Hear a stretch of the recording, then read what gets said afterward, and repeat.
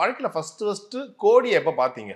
1 கோடி சம்பளம் அப்ப பாத்திருப்பீங்க, செக்காவோ இல்ல இது ஒரு மாசத்துக்கு முன்னாடி. 1 மாசத்துக்கு முன்னாடி தான். எப்படி இருந்துச்சு 1 கோடி அப்ப? இன்னும் வரல, கையில் அப்படியா? கையெழுத்து தான் போட்டிருக்கேன். அது அடுத்தடுத்த படத்துல வந்துடும். ஓகே, அது சொல்றதுல எனக்கு ஒன்றும் தாய், அது ஒரு கெத்து தானே அது சொல்றது. ஆமா, ஏன்னா நான் ஒரு வாட்டி விஜய் ஆண்டனி சார் கிட்ட கேட்டேன், சார் நீங்க எப்ப சார் 1 கோடி சம்பளம் வாங்குனீங்கன்னு சொல்லும்போது அவர் சொன்னாரு, நான் வேட்டைக்காரன் அப்பயே வாங்கினேன். அப்ப வந்து நிறைய பேர் நான் டிமாண்ட் பண்ணி பாக்கலான்னு பார்த்தா அவங்க கொடுத்துட்டாங்க. அப்பதான் தெரியுது நம்மளோட வேல்யூன்னு. நீங்க உங்களுக்கு ஒரு தயக்கம் இருந்திருக்கா?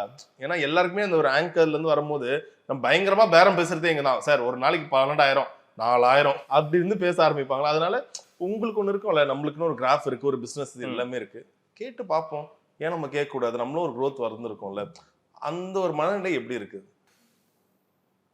என்னப்பா ரொம்ப ஷையா ஃபீல் பண்ணீங்க? இல்ல ஆக்சுவலி கேட்க சொல்லி எல்லாரும் பழனிசாமியில இருந்து என்னோட ஃப்ரெண்ட்ஸ் எல்லாருமே சொல்லுவாங்க. டு பி ஹானஸ்ட், நான் இப்போ அந்த க்ரோர்ஸ்ல கையெழுத்து போட்டேன்னு சொன்னேன்ல, அது நான் கேட்டு போடல, ப்ரொடியூசரா. சூப்பர். இது ஓகேவா உங்களுக்கு அப்படின்னாங்க. நான் ஓகேன்னு சொன்னேன். அது பேரமா ஒரு 2 நாள் 3 நாள்லாம் இல்லை, அது 1 hour. இந்த படம் பண்றீங்களா அப்படின்னா நான் பண்றேன்னு சொன்னேன். அது ஒரு ஐ திங்க் ஒரு 1 day டாபிக்னு நினைக்கிறேன். அன்னைக்கு ஈவினிங்கே இது சேலரின்னாங்க. நான் ஓகேன்னு, அது அவ்வளவுதான். அடுத்து ஒரு வாரத்துல ப்ராசஸ் கேட்டு வாங்கல. சிலர் வந்து ஆர்டிஸ்ட் பாயிண்ட் ஆஃப் வியூல யோசிப்பாங்க, சிலர் வந்து ப்ரொடியூசர் பாயிண்ட் ஆஃப் வியூல யோசிப்பாங்க. இப்போ நீ சொல்றல 12,000 ரூபா கேட்பீங்க, 4,000 ரூபா நான் அதுக்கு போயிடுவோம் நிறைய நேரத்துல. ஏன்னா நம்ம அவங்க போகுது அவ்வளவுதான் போல அப்படின்னு நினைச்சிட்டு போயிடும். ஒரு லைட்டுக்கோ சவுண்டுக்கோ அப்படி அவங்களால பேச முடியாது, ஸ்டேஜுக்கோ வென்யூக்கோ பேச முடியாது. ஆனா ஆங்கருக்கு பேசிடலாம். ஆனா மொத்த ஷோவும் ஆங்கர் தலையில தான் இருக்கும். இருந்தாலும் நம்ம அப்படி யோசிப்போம். அது வந்து நம்ம அப்படி யோசிக்கிறவங்க பாயிண்ட் ஆஃப் வியூ தான்.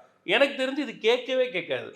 நாங்க அதனால சொல்லுது இவங்க எல்லாம் கேட்க சொல்லுவாங்கன்னு சொல்றதுக்காக நாங்க பயங்கரமா திட்டுவோம். உன் வேல்யூவை நீ தான் கம்மி பண்ணிக்கிற, நீ கேளு, இதை பண்ணு அப்படின்னு சொல்லி. அதுக்குன்னு ரொம்பவும் கேட்க வேணாம். ஆனா நம்மளை சுத்தி என்ன வணிகம் நடக்குதோ அந்த வணிகத்துக்கு ஏற்ற மாதிரி நம்ம ஒன்று கிரியேட் பண்ணலாம். அப்படிதான் இதுக்கு முன்னாடியும் சரியான நேரங்களில் சரியான வேல்யூஸ் வந்திருக்கு. ஆனால் அது டக்குன்னு வாய்விட்டு கேட்குற கேரக்டர்ல, ஏன்னா அதுக்கு முன்னாடி ஆப்போசிட்ல இருக்கவங்க பாயிண்ட் ஆஃப் வியூல யோசிக்க ஆரம்பிக்கிறது ரியோட. இல்லை, அது என்னன்னா, இப்போ என்னோட சம்பளம்ன்றது பட்ஜெட்குள்ளார வருது.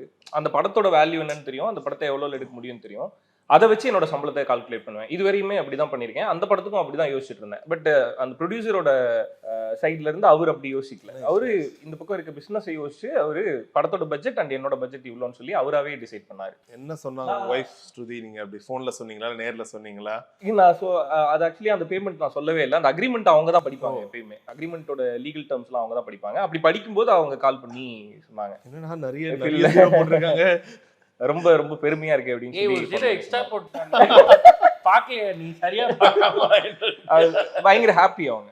ஃபோன் பண்ணி சொன்னாங்க, ஃபோன் பண்ணி இந்த மாதிரி இந்த நம்பர் போட்டிருக்கு தெரியுமா உனக்கு? ஆமா அதுதான் பேசினாங்க அப்படின்னு. அப்ப அவங்க ஒரு பாஸ் எடுத்து அவங்க சொன்னாங்க, சி நீ எங்க இருந்து ஆரம்பிச்ச, இப்போ உன்னோட சம்பளம் இதுன்னு நினைக்கும் போது எனக்கு ரொம்ப பெருமையா இருக்கு, நைட் சீக்கிரம் வீட்டுக்கு வா அப்படின்னாங்க. வாங்கிட்டு போனீங்களா போகும்போது அல்வா மளிகை இல்லையா?